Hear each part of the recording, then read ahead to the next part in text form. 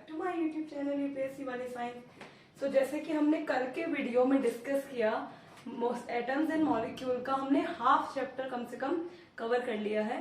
तो जो पॉइंट्स अब बचे हैं वो हम इस वीडियो के अंदर अंडरस्टैंड करेंगे। The next topic is how big are the atoms and can we see them. Atoms कितने बड़े होते हैं और क्या हम उन्हें देख सकते हैं।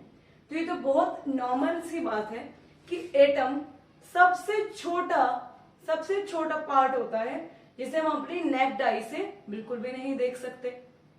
बट अगर इनकी बात की जाए कैन वी सी देम, तो यहां पर हम एक बात को ऐड करना चाहेंगे that in the recently discovery, तब एक माइक्रोस्कोप एक ऐसी डिस्कवरी के रूप में सामने आया जिसने एटम्स की सरफेस का पिक्चर क्लिक करने में हेल्प की, और इसकी वजह से हम एटम्स को देख पाएंगे। किसकी वजह से? उस माइक्रोस्कोप का नाम है STM microscope, that means scanning tunnelling microscope. इसकी शॉर्ट फॉर्म है STM, जिसको आप एक करंट अफेयर्स के रूप में भी देख सकते हैं, जो कि आपके 9th की NCERT बुक में दिया हुआ है। How big are atom, atom कितने बड़े हैं ये तो नहीं है बात, लेकिन एटम सबसे छोटा यूनिट होता है और उन्हें हम देख सकते हैं। तो उसके लिए हम बात करेंगे कि STM माइक्रोस्कोप की वजह से हम एटम्स को थोड़ा देख सकते हैं with the help of their picture.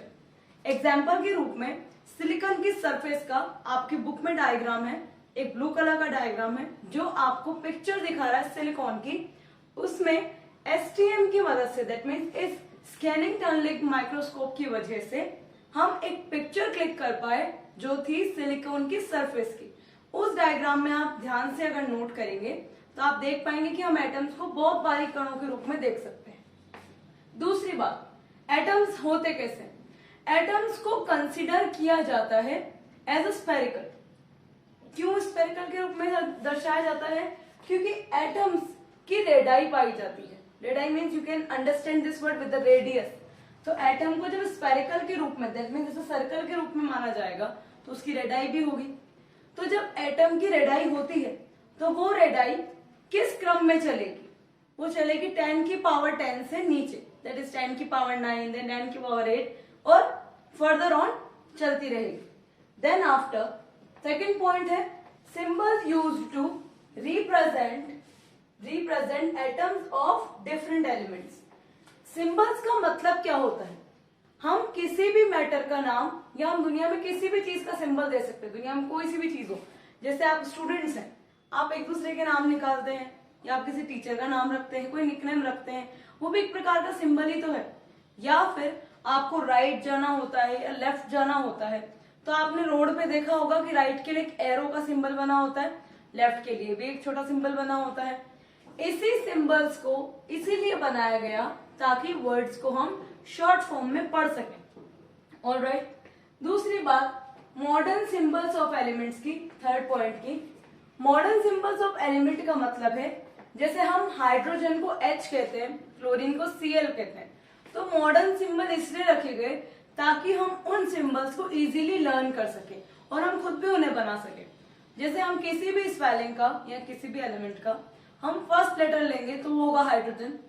एक और लेटर, अगर हम 2 लेटर्स की बात करें हम कह सकते हैं हीलियम। ऑलराइट, ऐसे फर्दर होना पीरियोडिकल टेबल के अंदर देख सकते हैं कि एलिमेंट्स और उनके लैटिन नेम और उनके सिंबल भी दिए हुए हैं। ऑलराइट, जैसे हम सोडियम की बात करें तो सोडियम का लैटिन नेम होता है नाइट्रियम और उसे क्या कहा जाता है सिंबल में? Na, एज यू कैन सी।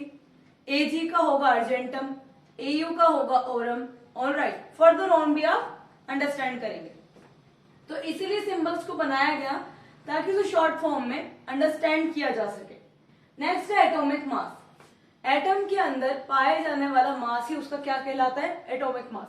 लेकिन जब एटम खुद ही इतना छोटा है तो ये नॉर्मल सी बात है कि उसका इंडिविजुअल मास निकालना कितना मुश्किल होगा। इसीलिए किसी भी एटम का एक जो मास है उसे फिक्स कर दिया गया, जिसे हम कहेंगे 1.673 मल्टीप्लाई 10 की power 24 G। G means gram, that you can understand. तो ये किसी भी आप एटॉमिक मास निकालते टाइम इस मास का यूज करेंगे, ऑलराइट, और उसे मल्टीप्लाई कर देंगे एलिमेंट के मास के साथ, जो भी आपको एलिमेंट दिया हो। नेक्स्ट बात करते हैं व्हाट इज मॉलिक्यूल। मॉलिक्यूल क्या होता है? A group of atom which are held together. जब एक या एक से ज्यादा एटम एक साथ मिलकर एक ग्रुप बनाते हैं, जैसे एक एटम मिला, दो मिले, दो से ज्यादा मिले, उन्होंने ग्रुप बनाया और वो आपस में ग्रुप बनाकर हेल्ड टुगेदर मीन्स आपस में जुड़ते हैं विद द अट्रैक्टिव फोर्स। तो वो अट्रैक्टिव फोर्स मतलब जब दो चीजें या दो से ज्यादा चीजें आपस में ऐसे कंबाइन हो रही हैं, जुड़ रही हैं, तो वो चीज क्या कहलाती है? वो चीज कहलाती है मॉलिक्यूल का केमिकल बॉन्ड। तो मॉलिक्यूल क्या होते हैं? A group of atom which are held together. जब कुछ एटम एक साथ किसी अट्रैक्टिव फोर्स के साथ जुड़े होते हैं तो that group of atom is called the molecule. तो उनके बीच में एक बॉन्ड बनता है, एक रिश्ता बनता है, that is called the chemical bond. Alright, next बात करते हैं हम कि मॉलिक्यूल सच में है क्या। Molecule is the smallest particle of element. किसी भी एलिमेंट का सबसे छोटा पार्ट क्या कहलाएगा? मॉलिक्यूल कहलाएगा। विच इज एग्जिस्टिंग फ्रीली, जो एग्जिस्ट करता है फ्रीली, इंडिपेंडेंटली। अगला पॉइंट बात करते हैं molecules of an element. Element के अंदर जो मॉलिक्यूल्स पाए जाते हैं वो क्या होते हैं? वन और टू और more than two atoms of same element. Same elements के जब पार्टिकल एक साथ आपस में जुड़ते हैं तो एक स्पीशीज बनाते हैं। आप जानते हैं स्पीशीज का मतलब क्या होता है? जहां सेम सेंस क्रिएट होता है, जहां पर सेम चीजें पाई जाती हैं। तो molecule of an element that means one or more than two atoms of same element. किसी भी एलिमेंट के सेम एटम जब एक ही स्पीशीज बनाते हैं in a state, that is called the molecules of an element. किसी भी एलिमेंट के मॉलिक्यूल क्या होंगे? एलिमेंट से ही तो हमारे मॉलिक्यूल्स बनेंगे। Then atomicity. एटोमिसिटी क्या कहलाती है उसकी? The number of atom constituting a molecule. यानी जब एटम्स आपस में मिलकर मॉलिक्यूल बनाएंगे तो उस प्रोसेस को हम क्या कहेंगे? एटोमिसिटी। एटम की पावर। जैसे कि हम देखेंगे यहाँ पर हाइड्रोजन के मॉलिक्यूल हैं और एक है ऑक्सीजन का मॉलिक्यूल। बात करते हैं हाइड्रोजन की, तो दो हाइड्रोजन आप देख सकते हो, दे आर कंस्टिट्यूटिंग टुगेदर। आपस में मिलकर क्या बनाते हैं? हाइड्रोजन के मॉलिक्यूल। अब यहाँ पर एक से ज्यादा जब एटम होंगे तभी मॉलिक्यूल बनेगा, जो हमने पहले भी पढ़ा इस थ्योरी के अंदर। यहाँ पर दो ऑक्सीजन के मॉलिक्यूल हैं, वो मिलकर क्या बनाते हैं? Oxygen molecule. अगर हम बात क्लोरीन की भी करें तो दो क्लोरीन एटम आपस में मिलकर क्या बनाएंगे? मॉलिक्यूल। नेक्स्ट बात करते हैं molecules of the compound. Compound के मॉलिक्यूल क्या होते हैं? दैट इज टू और मोर एटम्स ऑफ डिफरेंट एलिमेंट। अलग अलग एलिमेंट्स के एटम जब आपस में कंबाइन करते हैं डिफरेंट प्रोपोर्शन में तो वो कहलाता है मॉलिक्यूल कंपाउंड। अगेन मैं आपको समझाती हूँ। जब दो एटम या दो से ज्यादा एटम, डिफरेंट एलिमेंट्स के दो या दो से ज्यादा एटम जब आपस में कंबाइन होते हैं and in a different proportion, यानी अलग अलग प्रोपोर्शन में जब कंबाइन होते हैं तो वो कहलाते हैं मॉलिक्यूल ऑफ कंपाउंड।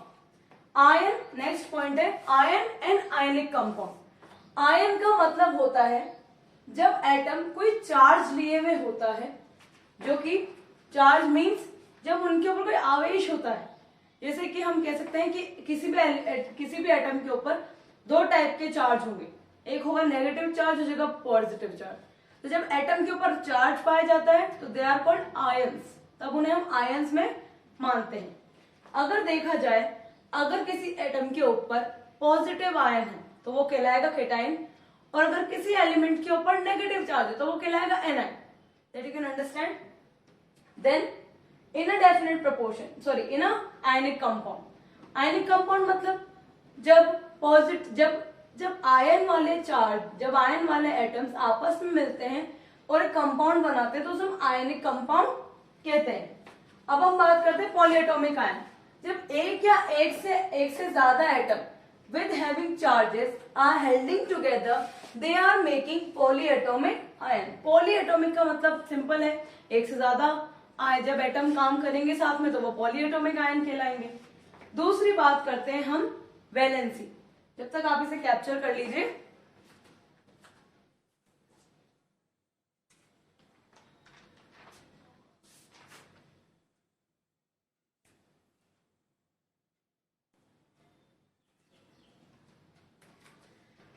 हमारा नेक्स्ट टॉपिक है वैलेंसी।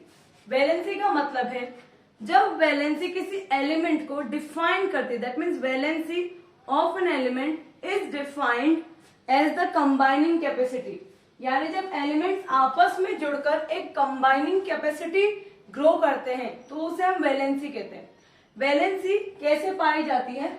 वैलेंसी आप देख सकते हैं, जैसे कि हम वैलेंसी के लिए पढ़ेंगे शेल, शेल यानी कक्षाएं पढ़ते हैं अगर हम, तो एक वैलेंसी, दूसरी वैलेंसी, यानी किसी भी एलिमेंट पर कितनी भी वैलेंसीज हो सकती हैं, लेकिन लास्ट वैलेंसी हम मानेंगे 8 को।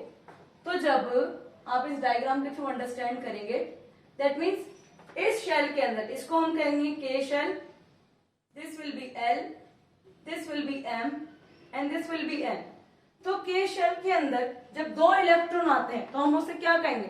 दैट मीन्स फर्स्ट शेल के अंदर हमेशा 2 ही इलेक्ट्रॉन आ सकते हैं, तो इसलिए हम उसे क्या कहेंगे? डुप्लेट। ऑलराइट, लेकिन जब 3 आते हैं तो दैट इज ट्रिपलेट। और जब लास्ट की बात करें तो इसके अंदर 8 इलेक्ट्रॉन ही आ सकते हैं, that's why we are calling it octet. You can draw the diagram, then after will continue with the next topic, that are the rules of writing chemical formula with the help of NCERT book, क्योंकि आपको chemical formula समझने के लिए line to line समझने की जरूरत है। That you can capture the diagram.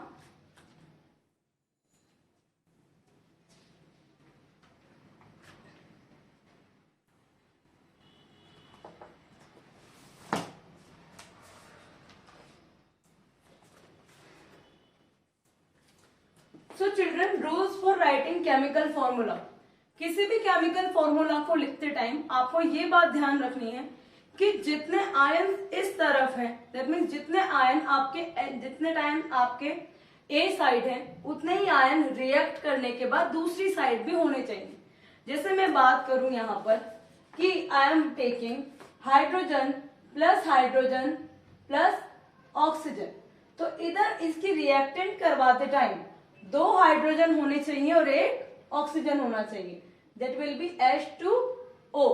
अगर आप बात करें यहाँ पर NaCl2 की, तो दैट मीन्स हम बात कर सकते हैं यहाँ पर 2Na plus Cl2, that means यहाँ पर 2 सोडियम है और 2 क्लोरीन है, तो इनको कंबाइन करने के बाद यहाँ पर टोटल इन्हीं की वैलेंसी होनी चाहिए, यानी यहाँ पर जितने थे उतने ही यहाँ पर होने चाहिए, विल बी 2NaCl। 2NaCl हम आगे 2 क्यों लगा रहे हैं? क्योंकि दोनों में कॉमन क्या है? 2, that is why we are putting 2 in forward. तो इसका मतलब 2 ही सोडियम है और 2 ही क्लोरीन है, दैट मीन सोडियम क्लोराइड। अब हम बात करते हैं कि इसका केमिकल फॉर्मूला लिखा कैसे जाता है। पहली बात तो ये, किसी भी केमिकल फॉर्मूला को लिखते टाइम आपको सिंबल्स का यूज बिल्कुल करेक्ट करना है, that first letter should be capital and second letter should be small. Okay, then पहली बात करी जाए केमिकल फॉर्मूला लिखने के लिए, तो सबसे पहले आपको मेटल और नॉन मेटल में चुनना होगा कि मेटल नॉन मेटल क्या होते हैं। मेटल नॉन मेटल अगर आपको नहीं समझ में आता है कि क्या होते हैं, तो you can give a comment in a comment box, then हम उस पर भी कोई वीडियो अपडेट करेंगे। तो राइटिंग का केमिकल फॉर्मूला लिखने के लिए आपको यहाँ पर जानना होगा कि मेटल को पहले लिखा जाता है और नॉन मेटल को बाद में लिखा जाता है। ऑलराइट, जैसे कि हम बात करते हैं कैल्शियम ऑक्साइड की, तो CaO अगर मैं यहां पर लिख रही हूं, दैट इज C, जैसे मैं यहां पर लिख रही हूं CaO, तो यहां पर कैल्शियम तो मेटल है और ऑक्सीजन नॉन मेटल है। इसी को आप ध्यान में रखते हुए देखेंगे कि कैल्शियम को हमेशा पहले लिखा जाता है, क्यों? क्योंकि वो मेटल है, तो मेटल को हम पहले लिखते हैं और ऑक्सीजन जो कि नॉन मेटल है उसे हम बाद में लिखेंगे। हमेशा नॉन मेटल को राइट हैंड साइड लिखा जाएगा और मेटल को लेफ्ट हैंड साइड लिखा जाएगा। तो मेरे अकॉर्डिंग आपको 2 रूल तो समझ में आए होंगे। इसका थर्ड रूल है, that is in the compound formed with polyatomic ion. अगर कोई कंपाउंड पॉलीएटॉमिक आयन से मिलकर बना है, the number of ions present in the compound enclosing the formula of ion. तो जब भी कंपाउंड में जितने आयन पाए जाएंगे उतने आयन वो ब्रैकेट में शो करेगा। अगर किसी के पास 1 से ज्यादा आयन है तो उसे ब्रैकेट में पुट करके आप बाहर की तरफ लिखेंगे, जस्ट लाइक दैट। अब अगर हम बात करें यहाँ पर Mg और OH2, तो यहाँ पर इसमें OH के पास एक से ज्यादा है वैलेंसी, तो हम यहाँ पर क्या लिखेंगे, इसको ब्रैकेट में लिखकर बाहर लिखेंगे। लेकिन अगर बात की जाए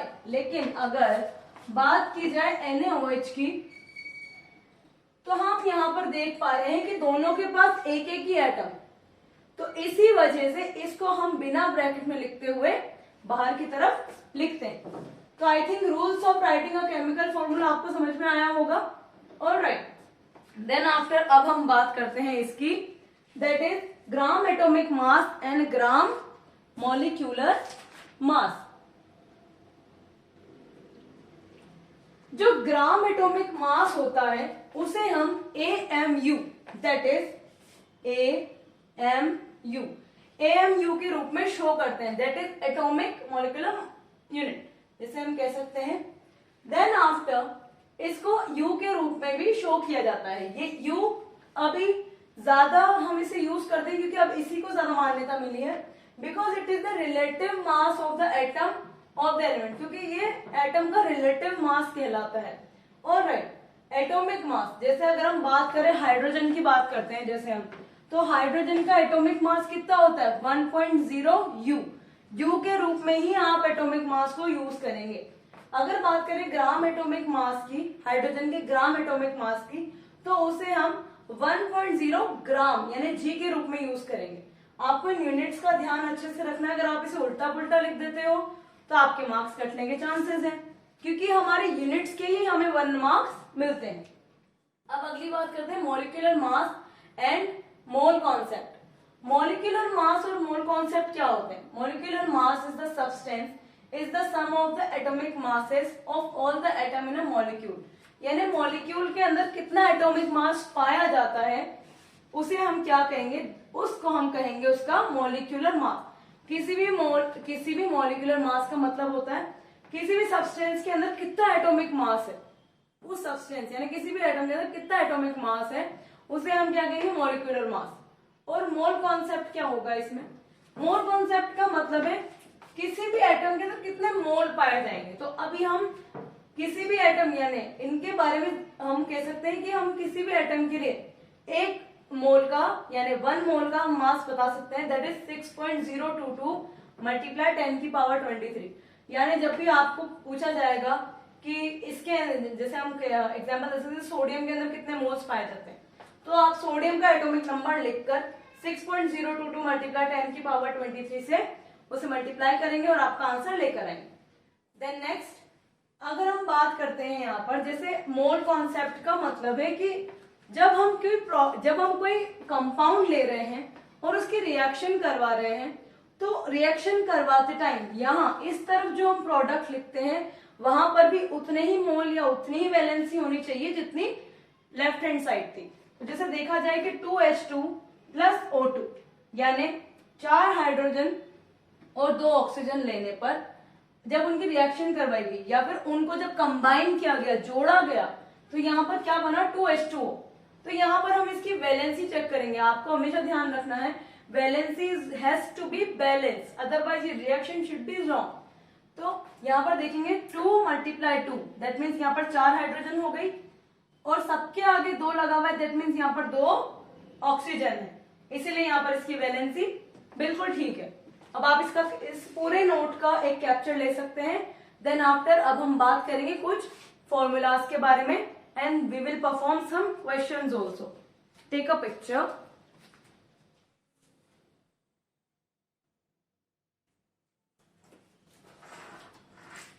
So children, अब हम हमारे नेक्स्ट टॉपिक की बात करते हैं।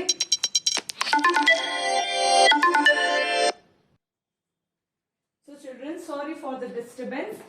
अब हम बात करते हैं जो हमारा टॉपिक छूट गया है, that is formula of simple compound. ये मैं आपको उस टॉपिक्स के बाद क्यों पढ़ा रही हूँ, क्योंकि इसे अंडरस्टैंड करने के लिए हमें पूरे बोर्ड की नीड पड़ती है, दैट इज व्हाई।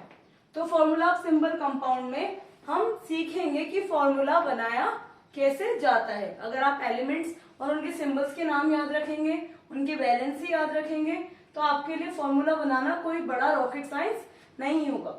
जैसे कि हम पहला फॉर्मूला देख रहे हैं हाइड्रोजन क्लोराइड का। हाइड्रोजन क्लोराइड का फॉर्मूला होता है HCl। तो उस फॉर्मूला को बनाया कैसे जाता है, सबसे पहले आपको एक साइड लिखना है सिंबल, फिर लिखना है valency.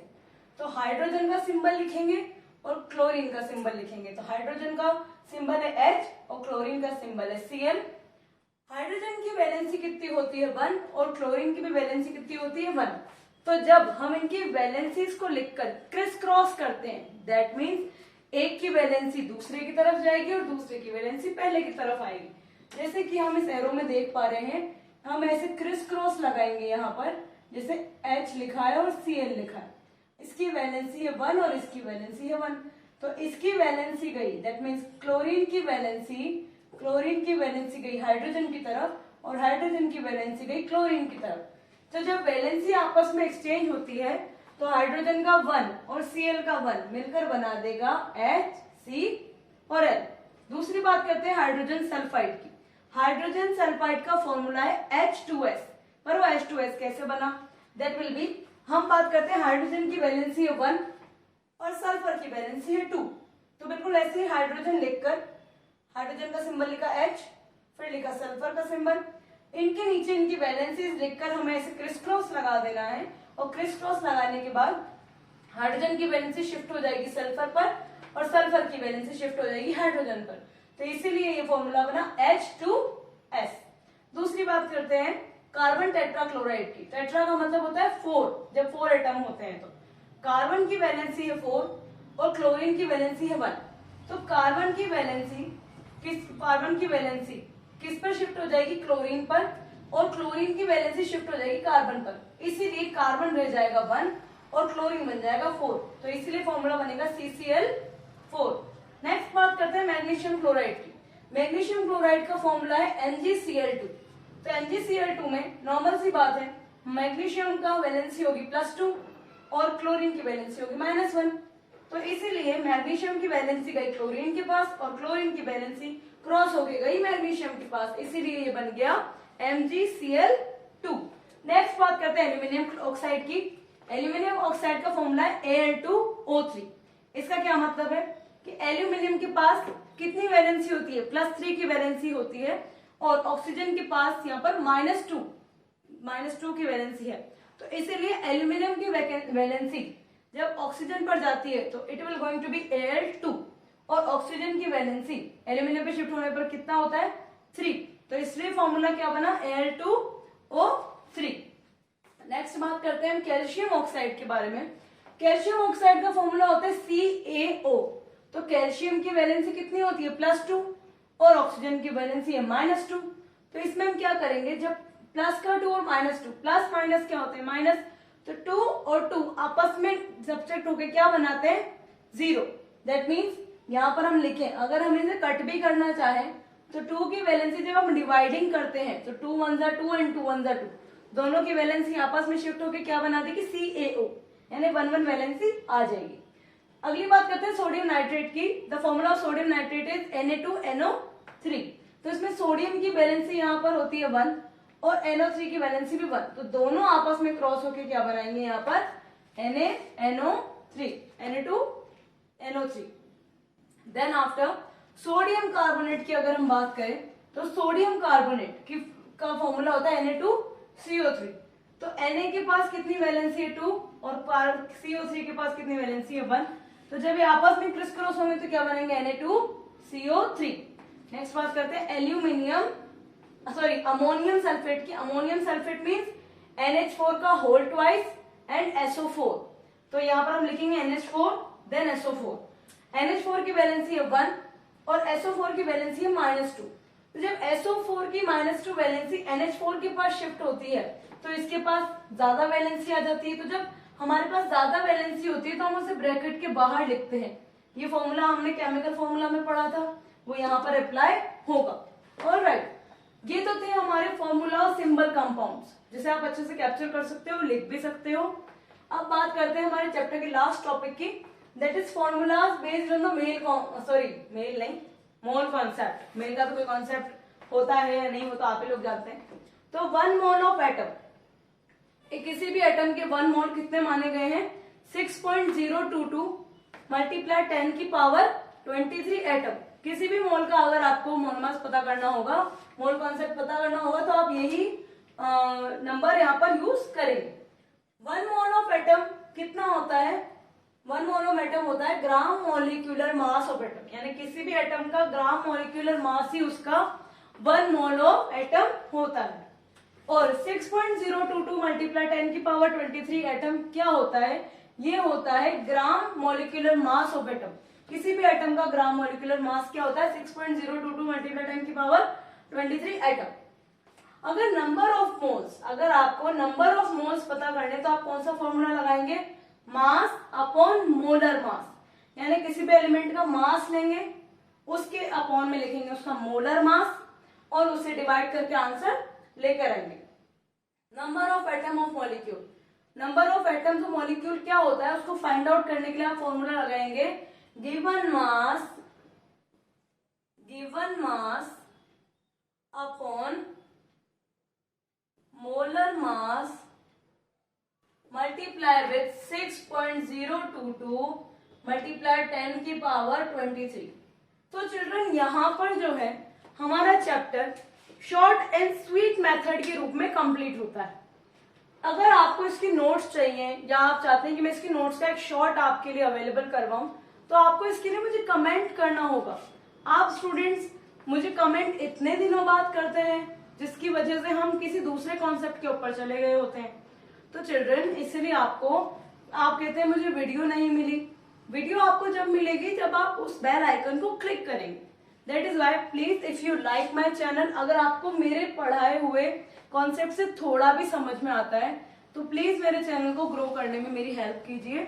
And if you like the channel please subscribe my channel and forward to your friends also and forward to those people who are very needy. Alright, तो हम इस चैप्टर के न्यूमेरिकल्स इसके नेक्स्ट वीडियो में लेकर आएंगे। I hope you all are well and preparing for your competitive exam.